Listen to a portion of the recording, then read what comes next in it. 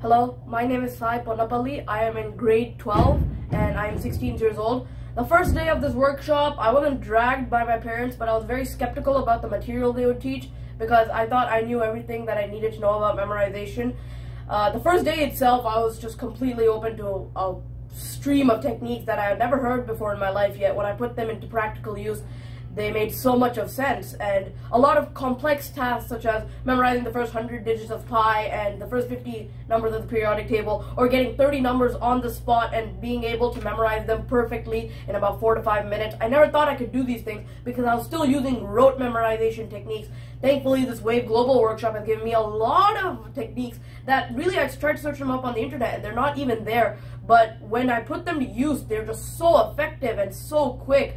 And another thing with rote memorization, just takes so much time, and this techniques that I see here do not take too much time at all. And I really thank WAVE Global for giving me these new outlets to memorize and to make sure it stays in my mind. That's another thing, it's staying in my mind for 4 to 5 days, and I really thank WAVE Global Workshop. It's been a great experience, and I hope to use these in my remaining high school and my college years to master all my subjects and hopefully get more and more information out of them. Thank you.